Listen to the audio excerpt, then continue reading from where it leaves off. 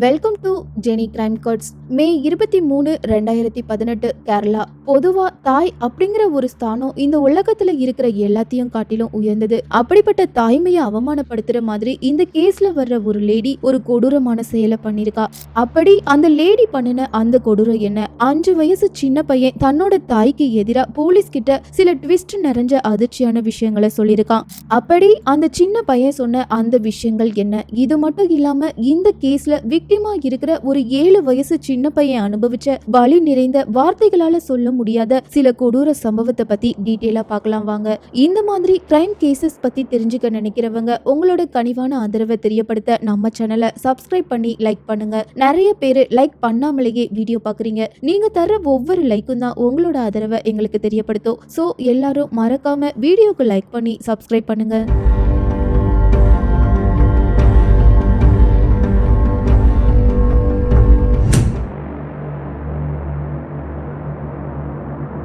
Middle class ஃபேமிலியை சேர்ந்த பிஜு கேரளா திருவனந்தபுரத்தை சேர்ந்தவர். இந்த நபர் சின்ன வயசுல இருந்தே கஷ்டப்பட்டு படிச்சது மட்டும் இல்லாம தன்னோட பேரண்ட்ஸை நல்லபடியா பாத்துக்கணும் அப்படிங்கிற குறிக்கோளோட வாழ்ந்துட்டு வந்திருக்காரு. இவரோட கடின உழைப்பால மெக்கானிக் இன்ஜினியரிங் படிப்பை நல்லபடியா படிச்சு முடிச்சதுக்கு அப்புறம் ஒரு வேலை பார்க்க ஆரம்பிக்கிறாரு. தன்னோட பையன் கை நிறைய சம்பாதிக்க ஆரம்பிச்சதும் பிஜுவோட பேரண்ட்ஸ் தன்னோட பையனுக்கு அஞ்சனா அப்படிங்கிற ஒரு பொண்ணை மேரேஜ் பண்ணி வைக்கிறாங்க.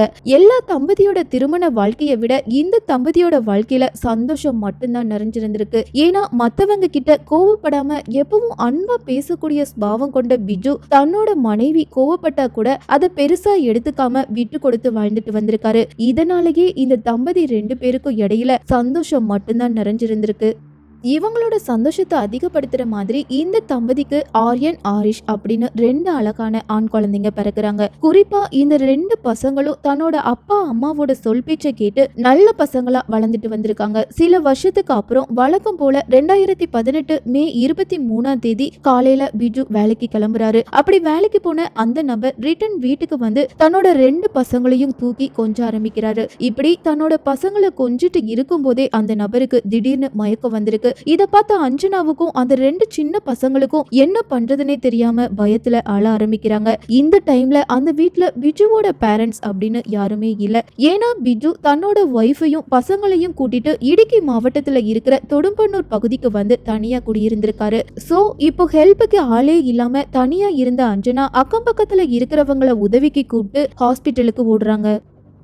இப்போ பிஜுவை செக் பண்ணின டாக்டர்ஸ் இந்த நபர் ஆல்ரெடி நெஞ்சு வலியால இறந்து போயிட்டாங்கன்னு சொன்னதை கேட்டு அங்க இருந்த எல்லாரும் அதிர்ச்சியில உறைஞ்சு போயிருக்காங்க. இதனால பிஜுவோட ஃபேமிலி மெம்பர்ஸ் மற்றும் அஞ்சனாவோட ஃபேமிலி மெம்பர்ஸ் இவங்க எல்லாரும் சேர்ந்து பிஜுவுக்கு இறுதி சடங்கெல்லாம் நடத்தி முடிச்சதுக்கு அப்புறம் அந்த இறந்த உடலை அட்டாப்சி கூட பண்ணாம அங்கேயே புதைச்சிருக்காங்க. ஏன்னா பிஜுவோட அப்பாவுக்கு தன்னோட மகனோட மரணத்துல சந்தேகம் இல்ல. அதுக்கு என்ன காரணம்னா பிஜு தன்னோட ஒய்ஃபை பத்தி தன்னோட பேரண்ட்ஸ் கிட்ட புகழ்ந்துதான் பேசியிருக்காரு. சோ இந்த விஷயத்தை பத்தி போலீஸ்க்கும் தெரியப்படுத்தல. இப்படியே சில நாட்கள் கடந்து போகுது. சில நாட்களுக்கு அப்புறமா அஞ்சனா தன்னோட 2 பசங்களையும் கூப்பிட்டுட்டு தொடுபுழாவுக்கு கிளம்புறாங்க.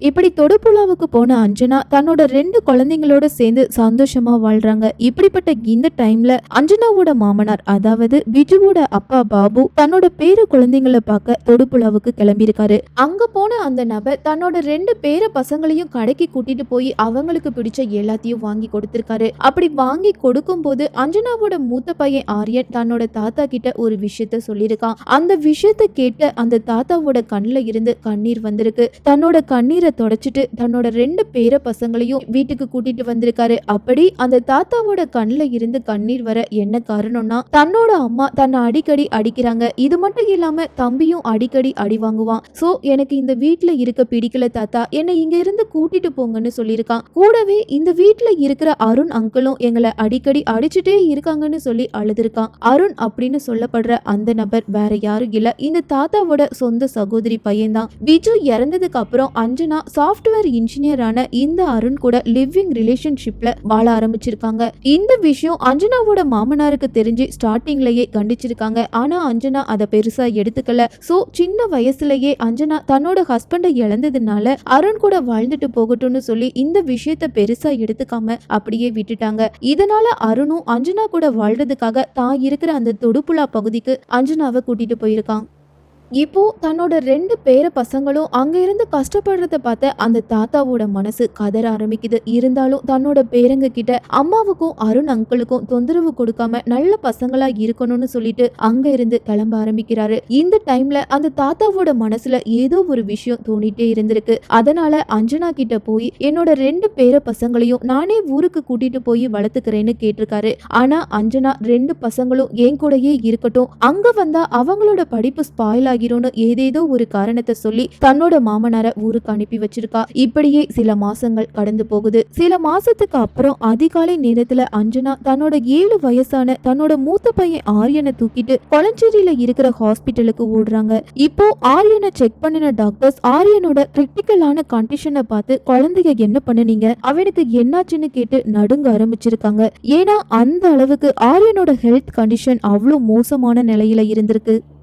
இப்போ ட்ரீட்மெண்ட் கொடுக்குற டாக்டர்ஸ் கிட்ட அஞ்சனா என்ன சொல்றாங்கன்னா, என்னோட பையன் தூங்கிட்டு இருக்கும்போது பெட்ல இருந்து கீழே விழுந்துட்டான். எங்க வீட்டு பெட்டோட உயரம் கொஞ்சம் அதிகமா இருக்கும், அதனால அவனோட தலையில பலமான அடி ஏற்பட்டுருச்சு. சோ சீக்கிரம் ட்ரீட்மெண்ட் கொடுத்து என்னோட பையனோட உயிரை காப்பாத்துங்கன்னு சொல்லி அழ ஆரம்பிக்கிறாங்க. ஆனா அங்க இருந்த டாக்டர்ஸ் எல்லாருக்கும் அஞ்சனா சொல்ற இந்த விஷயம் உண்மை மாதிரி தெரியல. குறிப்பா அஞ்சனா மேல எல்லா டாக்டர்ஸும் சந்தேகப்படுறாங்க. ஏன்னா ஆரியனோட தலையில பலமான அடி ஏற்பட்டிருக்கு. கிளியரா சொல்லணும்னா அந்த 7 வயசு சின்ன பையனோட மண்ட ஓட்டுல 2 அங்குலம் நீளத்துல ஒரு விரிசல் ஏற்பட்டிருக்கு. இது மட்டும் இல்லாம அந்த சின்ன பையனோட மூளைக்கு போற நரம்புல ரத்தம் உறைஞ்சு போயிருக்கு. கூடவே அவனோட உடம்புல 20க்கும் மேற்பட்ட காயம் இருந்திருக்கு. ஃபைனலா அந்த சின்ன பையன் கோமா ஸ்டேஜ்ல தான் இருந்திருக்கான். இதனால டவுட் ஆன டாக்டர்ஸ் உடனடியா போலீஸ்க்கு இன்ஃபார்ம் பண்ணி ஹாஸ்பிட்டலுக்கு வர சொல்லியிருக்காங்க. ஹாஸ்பிட்டலுக்கு போலீஸ் வர விஷயம் தெரியாத அஞ்சனா தன்னோட மாமனாருக்கு கால் பண்ணி இந்த மாதிரி தூங்கிட்டு இருந்த ஆரியன் கட்டில்ல இருந்து கீழே விழுந்துட்டான், சோ அவனை ஹாஸ்பிட்டல்ல சேர்த்திருக்கோன்னு சொல்லி சீக்கிரம் வர சொல்லியிருக்காங்க. பதறி அடிச்சு ஓடி வந்த ஆரியனோட தாத்தா ஐசியூ வார்டுல உயிருக்கு போராடிட்டு இருக்கிற தன்னோட பேரனை பாக்குறாங்க. இந்த டைம்ல ஹாஸ்பிட்டலுக்கு வந்த போலீஸ் டீம் சந்தேகத்தின் பேர்ல அங்க இருந்த அஞ்சனா கிட்ட இன்வெஸ்டிகேட் பண்றதுக்காக கஸ்டடியில எடுத்திருக்காங்க. ஆனா அஞ்சனா டாக்டர்ஸ் கிட்ட சொன்ன அதே பிராணத்தை தான் போலீஸ் கிட்டையும் சொல்லிட்டே இருந்திருக்காங்க. இந்த டைம்ல ஹாஸ்பிட்டல்ல ட்ரீட்மெண்ட் எடுத்துட்டு இருந்த ஆரியன் உயிரோட இருந்ததுனால போலீஸ் அங்கிருந்து கிளம்பியிருக்காங்க. இதுக்கப்புறமா ஹாஸ்பிட்டல்லையே 2-3 நாளா ஸ்டே பண்ணி இருந்த ஆரியனோட தாத்தா தன்னோட 2 பேர பசங்களையும் ஹாஸ்பிட்டல்ல இருந்தே கவனிச்சுட்டு இருந்திருக்காங்க.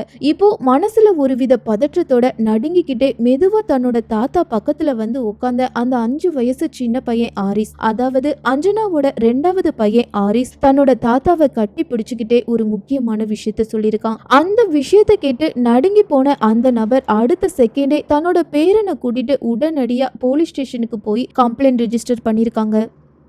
இப்படி போலீஸ் ஸ்டேஷன்ல கம்ப்ளைண்ட் ரிஜிஸ்டர் பண்ற அளவுக்கு ஆரிஸ் தன்னோட தாத்தா கிட்ட என்ன சொல்லியிருக்கானா, அண்ணே பெட்ல இருந்து கீழே விழுந்ததுனால அடிபடல, அண்ணனை அருண் அங்கிள் தான் பலமா அடிச்சாங்க, அதனாலதான் அண்ணனுக்கு அடிபட்டுருச்சுன்னு சொல்லியிருக்கான். அருண் எதுக்காக 7 வயசு சின்ன பையனோட மண்டையோடு உடையிற அளவுக்கு அடிக்கணும், அதுக்கு என்ன காரணம், 2019 மார்ச் 28ஆம் தேதி அந்த வீட்டுல என்ன நடந்தது, அந்த டைம்ல இந்த குழந்தையோட அம்மா அஞ்சனா என்ன பண்ணிட்டு இருந்தா அப்படிங்கிற பல விஷயங்களை டீட்டெயிலா பார்க்கலாம் வாங்க.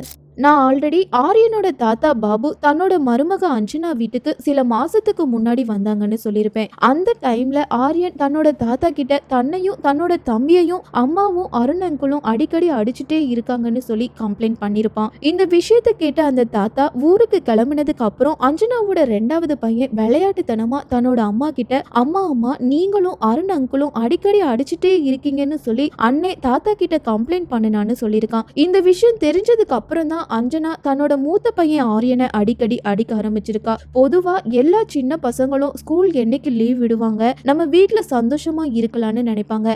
ஆனா இந்த 7 வயசு சின்ன பையன் ஆரியன் மட்டும் ஸ்கூல்ல லீவே விடக்கூடாது, அப்படி லீவ் விட்டா கூட அன்னைக்கும் ஸ்கூல் வைக்கணும்னு சொல்லி நினைச்சிருக்கான். ஏன்னா அவன் அந்த அளவுக்கு இந்த வீட்டுல சித்திரவதையை அனுபவிச்சிருக்கான்.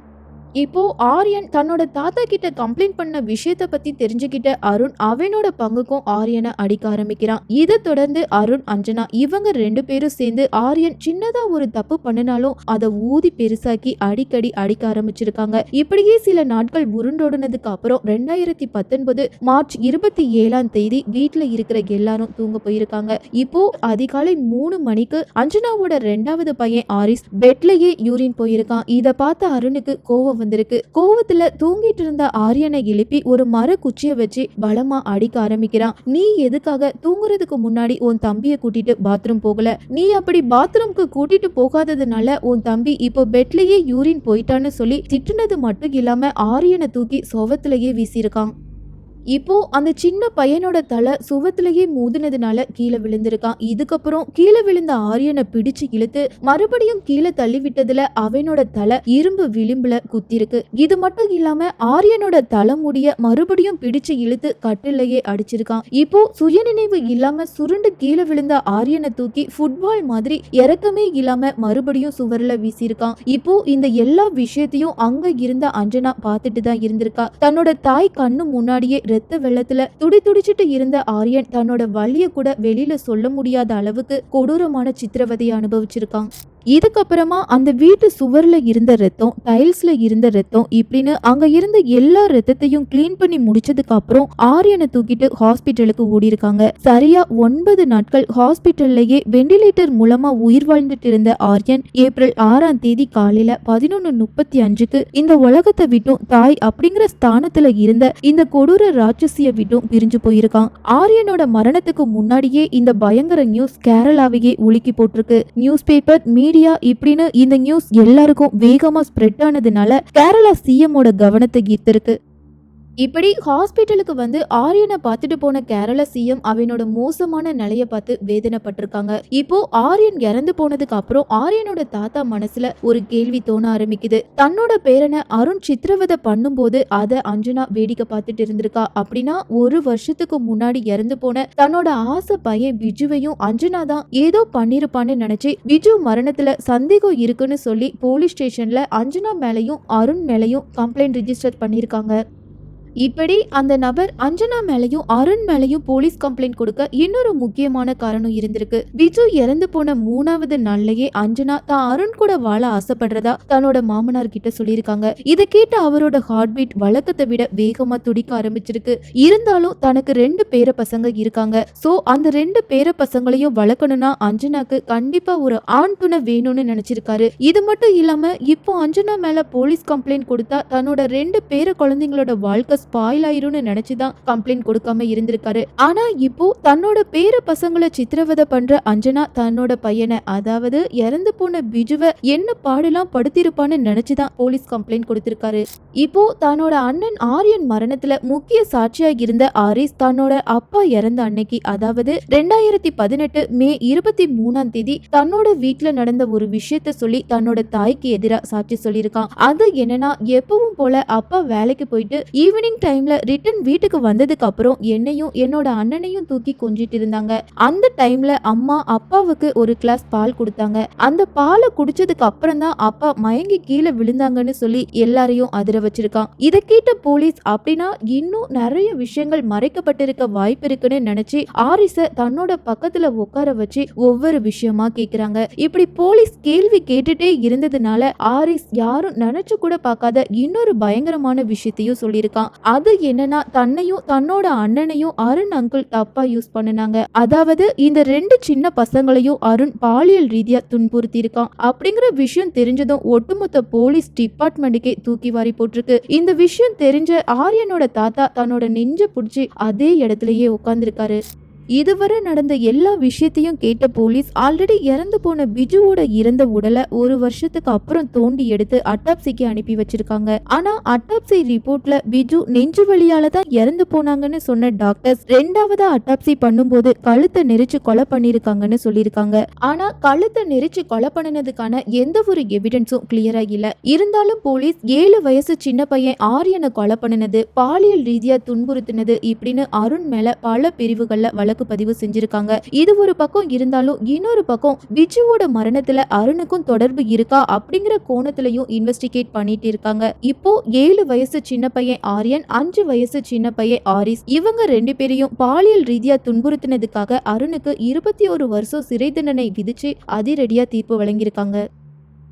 இந்த கேஸ்ல தாய்மைக்கு தகுதியே இல்லாத அஞ்சனாவை எவிடன்ஸ் அழிச்சதுக்காக போலீஸ் அரெஸ்ட் பண்ணிருக்காங்க. ஆனா இப்படி அரெஸ்ட் பண்ணின ஒரு சில மாசத்திலேயே அஞ்சனா ஜாமீன்ல வெளியே வந்துட்டா. பிஜுவோட மரணத்துல அஞ்சனா, அருண் இவங்க 2 பேருக்கும் பங்கு இருக்குன்னு சாட்சியோட நிரூபிச்சா மட்டும்தான் இவங்க செஞ்ச தப்புக்கான தண்டனை கிடைக்கும். இப்படி கொலை பண்ணினதுக்கான எவிடன்ஸும் சாட்சியும் இல்லனா கில்லருக்கு கோர்ட்ல தண்டனை கிடைக்கிறது ரொம்பவே கஷ்டமான விஷயம். அஞ்சனா கிட்ட பாலிகிராஃப் டெஸ்ட் நடத்தினா மட்டும்தான் பிஜு மரணத்துல உள்ள மர்மத்தை வெளியில கொண்டு வர முடியும்னு போலீஸ் சொல்லியிருக்காங்க.